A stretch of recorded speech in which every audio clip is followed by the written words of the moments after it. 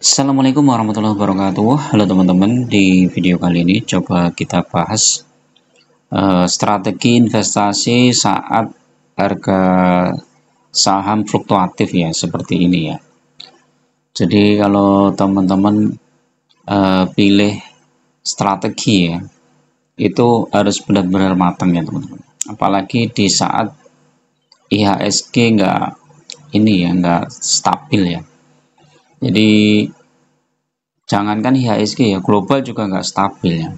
Nah, saat harga saham juga fluktuatif mengikuti IHSG ya, kita harus benar-benar matang ya dalam memilih suatu strategi investasi saham teman-teman.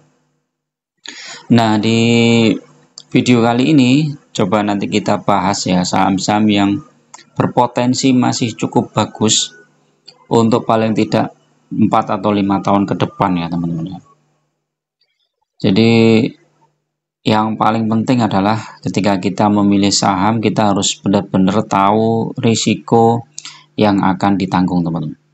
Jadi jangan hanya mempertimbangkan cuannya saja ya, tetapi tanpa melihat risiko yang akan diambil ya. Jadi harus dari sisi dua-duanya ya. Nah, dari potensi cuannya dan juga dari risikonya. Kalau kita nggak siap risikonya ya jangan ambil itu sahamnya. Nah, dalam memilih saham kita harus mempertimbangkan beberapa faktor teman-teman ya. Di antaranya manajemen perusahaan gitu. Kita harus benar-benar yakin bahwa perusahaan tersebut itu manajemennya bagus gitu. Terus yang kedua, fundamentalnya juga bagus. Jadi artinya pendapatan perusahaan tersebut itu tumbuh atau bagus lah, paling nggak turun terus gitu. Labanya juga bagus dan peluang kedepannya masih lumayan ya. Nah, untuk memilih saham itu kita harus memperhatikan kondisi-kondisi global juga teman-teman. Jadi seperti sekarang misalnya ada alarm beberapa yang pengamat ekonomi itu mengatakan bahwa kondisi global itu sedang tidak baik-baik saja ya. Nah, kalau global itu nggak bagus, kita dalam negeri pun harusnya sudah diantisipasi teman-teman. Kebijakan-kebijakan di dalam negeri itu harusnya sudah mengantisipasi ke sana. Jadi kalau kebijakan dalam negerinya kurang bagus lagi ya kita tambah berat gitu ya. IHSG tambah berat ya. Nah, seperti krisis tahun 2020 itu kan banyak perusahaan-perusahaan yang bangkrut ya. Karena nggak pernah menghadapi situasi seperti itu ya. Nah, kalau kita belajar dari krisis ya teman-teman, Indonesia itu pernah diterjang 3 resesi ya. Tahun 63 ini menjelang ini ya menjelang pergantian kepemimpinan ya dari Presiden Soekarno ke Pak Harto. Kemudian tahun 98 itu pergantian kepemimpinan juga, Pak Harto mundur. Kemudian tahun 2020 2021 ini Covid ya. Habis di samping ini kita juga ada menghadapi beberapa krisis ya yang nggak terlalu berat tapi lumayan juga ya, sampai bursa itu sampai dihentikan ya perdagangannya. Tahun 2008 itu saya mengalami sendiri ya tahun 2008. Kalau tahun 98 saya nggak tahu ya, saya masih sekolah nih. Masih kuliah itu tahun 98 itu ya. Dan ya saya nggak tahu juga, cuma tahunya waktu itu memang harga makanan naik tinggi gitu aja. Saya juga nggak punya deposito waktu itu ya, masih kuliah jadi nggak tahu. Bahkan kalau yang ada teman-teman senior yang cerita itu tahun 98 bunga deposito tinggi banget tuh. Sampai berapa puluh persen gitu ya. Nanti teman-teman cari aja datanya. Jadi krisis itu selalu membuat orang-orang panik ya. Nah, ketika orang-orang panik maka mereka akan jual sahamnya. Tetapi untuk saham-saham yang bagus biasanya sekitar 1 tahun atau 2 tahun itu mereka sudah balik teman-teman ya. Jadi kalau teman-teman memilih saham yang bagus itu insya Allah nggak akan berpengaruh ya. Apalagi kalau teman-teman investasinya tuh jangka panjang ya. Misalnya 5 tahun, 10 tahun, saya nggak akan jual lah saham yang saya pegang ini sampai misalnya 5 tahun atau 10 tahun. Ya nggak pengaruh. Ketika harga saham itu ambles, ya kalau kita punya dana ambil, kalau nggak punya dana ya biarin aja. Syukur-syukur nanti saham yang kita pegang itu bagi dividen yang besar, ya udah dari dividennya itu kita bisa pakai atau bisa kita belikan lagi sahamnya di harga bawah.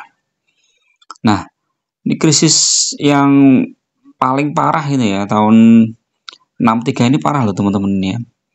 Resesi pada tahun 63 dipicu oleh hiperinflasi ya, kondisi ekonomi politik Indonesia pada saat itu dikucilkan dari dunia. Dan ini di Indonesia ada gerakan G13 PKI itu yang masyarakat itu parah banget terbelah itu. Kalau kita dengar cerita dari kakek nenek kita itu ya, berat banget tuh kondisinya itu. Makan susah, apa-apa susah lah ya. Terus saling curiga, saling ini, makanya kan terjadi peristiwa itu G13 PKI itu parah banget. Ya mudah-mudahan nggak akan terjadi lagi seperti itu ya. Karena memang kondisi ekonomi waktu itu berat. Terus kalau 98 itu lebih ke arah politik ya sebenarnya, kalau ke arah politik, terus kemudian ekonomi sebenarnya bagus ya waktu itu sebenarnya.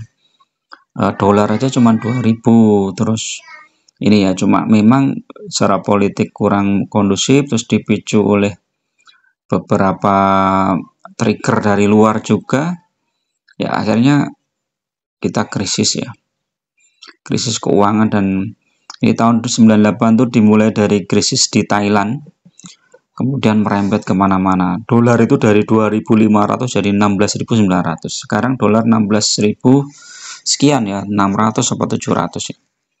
Nah, saya berharap dolar nggak sampai 17.000 ya. Kalau sampai 17.000 atau 18.000 itu wah berat juga itu. Nah, kemudian krisis tahun 2008 itu wah, parah juga teman-teman.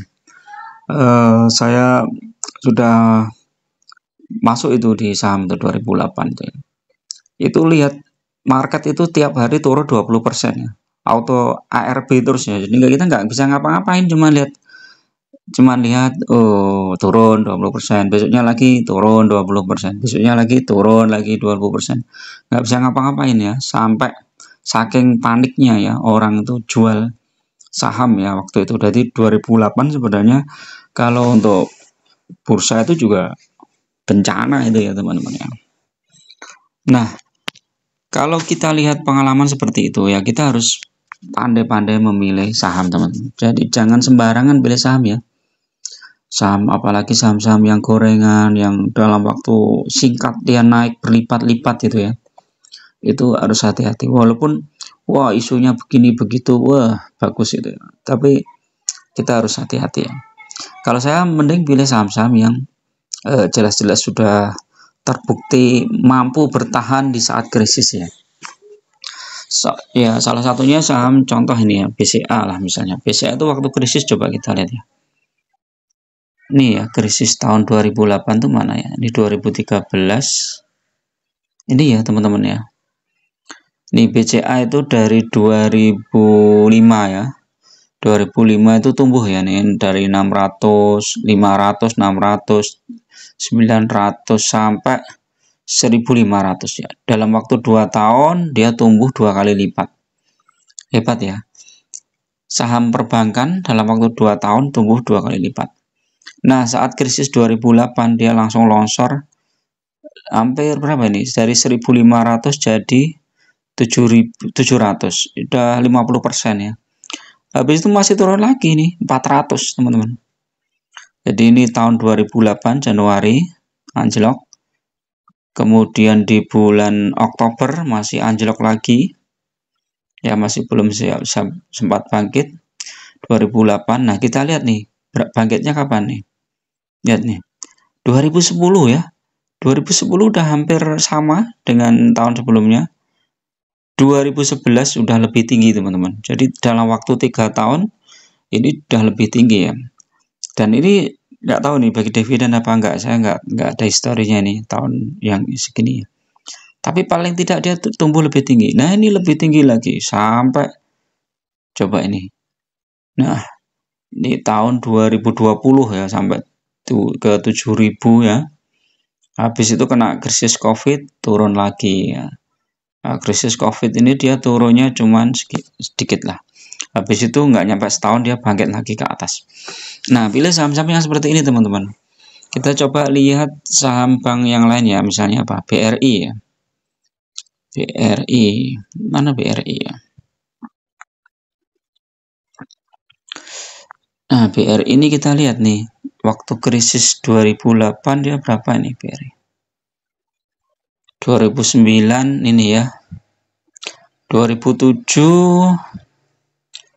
Jadi ini sebelum 2008 malah udah turun ya teman-teman nih. Oh iya, ini mulai turun 2008 nih ya. 2007 November, Desember udah turun dikit, Januari turun, Februari turun sampai 2008 November ya. Sampai bulan November itu turunnya banyak. Dari ini 870 tinggal 240. Ini turunnya besar nih ya, di atas 50% juga. Tapi dia bangkit itu 2009 ya, cuman 1 tahun udah bangkit nih. Lebih cepat dari BCA ya bangkitnya ya. Nah, terus naik terus sampai krisis 2020 ya, ini turun lagi. Nah, tapi itu bangkit lagi. Nah, sekarang BRI sedang tertekan nih, turun terus nih. Karena diprediksikan kinerjanya kurang bagus ya, karena nanti kena UMKM dan lain-lain ya. Jadi kalau teman-teman pegang saham-saham yang fundamental bagus itu nggak usah khawatir teman-teman ya.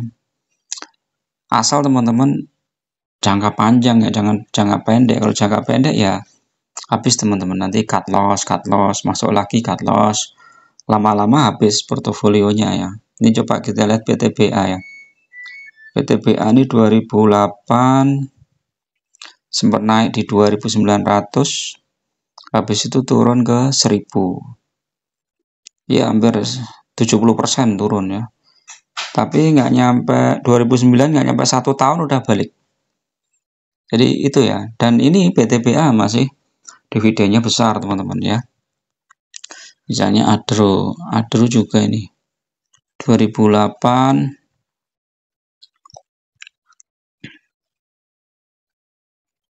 Nah ini Adro itu mulai 2008 ya dia. Juli 2008 ya ini ya. Dari 1.700 terus turun ke 460. Ya hampir 70% juga. Habis itu udah balik 2010 udah lebih di atas ya. Nah, kalau kita lihat beberapa saham yang bagus ya seperti itu ya. Itu teman-teman artinya nggak usah khawatir. Walaupun nanti ada krisis ya. Walaupun nanti ada krisis, sahamnya terkoreksi lagi ya. Yang penting teman-teman punya dana cadangan ya. Dana cadangan tuh paling nggak ya 20% lah dari portofolio kita ya. Kalau portofolio kita 100 juta ya paling nggak ada dana gas 20 juta minimal lah ya. Lebih banyak lebih bagus ya, karena saat krisis tuh kita kan butuh modal. Saat krisis kita butuh modal. Kalau kita punya modal sebanyak-banyaknya, ya kita serok saham-saham yang bagus ya saat krisis itu. Sehingga nanti dalam waktu 2 tahun, 3 tahun ketika saham itu naik ya kita udah cuan lebar ya. Nah, kalau masih takut misalnya, nanti jangan-jangan ini sahamnya turun lagi ya, kita belinya bertahap aja. Jangan mengharap kita beli sekarang terus besok naik gitu ya. Itu namanya trader ya, bukan investor ya. Tapi kalau kita mau pakai metodologi investasi jangka panjang ya seperti itu tadi ya. Oke ya teman-teman, mungkin yang bisa saya sampaikan itu mudah-mudahan bermanfaat ya. Teman-teman tetap gunakan data dan fakta ya dalam berinvestasi, pakai logika, pakai nalar, jangan pakai perasaan ya. Kalau teman-teman pakai perasaan itu cepat habis teman-teman, akan secara psikologi teman-teman akan hancur ya saham itu, dipermainkan harga saham yang naik turun. Tapi kalau teman-teman udah saya investasi saham ini jangka panjang 2 tahun, mau turun mau naik ya udah, kalau punya duit beli gitu aja. Nanti ditunggu 2 tahun, 3 tahun, 4 tahun itu. Apalagi kalau dia bagi dividen besar, oh udah kita tenang aja, nggak usah khawatir ya. Oke ya, bagi teman-teman yang mau gabung di grup ya silahkan ya klik gabung. Biayanya murah aja lah ya, cuma untuk traktir kopi aja. Teman-teman nanti bisa request saham, bisa juga bedah portofolio ya. Terima kasih. Assalamualaikum warahmatullahi wabarakatuh.